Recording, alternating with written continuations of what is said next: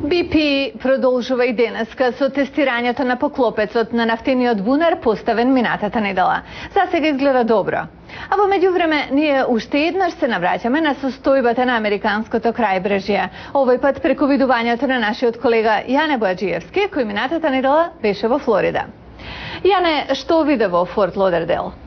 Најмногу страв дека излената нафтена дамка ќе стигне и до брегот на овој дел на Соединетите Американски држави, каде жителите велат дека забележлив е намален број на посетители.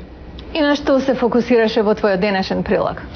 Прилогот воглавно е збир на мислење на туристи и локални жители за тоа како да се спречат катастрофи од овој вид во иднина. Благодарам, Јане. Да го видиме прилогот.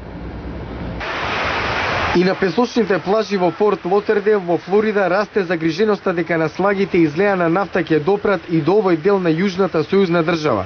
Гневот и фрустрираноста кај локалното население е насочен кон, како што наведуваат, несоодветниот одговор од федералните власти, но и од бавната и ненавремена реакција од нафтената компанија British Petroleum. Направивме анкета. Дали сметаат дека нафтата ќе дојде до плажите во јужна Флорида? No, really, actually no. Не, сакам да одам на плажа. Што треба уште да се стори? Да продолжи притисокот врз нафтените компании, да се заострат стандардите и да се спречи катастрофа од ваков вид во иднина. Кој да ги покрие трошоците? Спасувачот Армандо Дел Салвадор коментира. Владата треба да ги плати трошоците. BP не е целосно одговорна. Сите носиме одговорна за штетата. Има и такви кои се задоволни од реакцијата на владата на председателот Обама на најголемата еколошка криза во историјата на САД.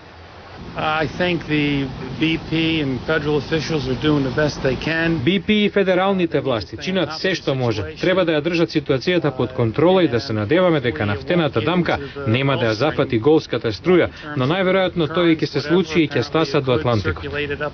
Иако нафтената дамка засега е на стотици милји од јужна Флорида, веројатно поради истраувањата годинава изостанува очекуваната бројка на домашни и странски туристи.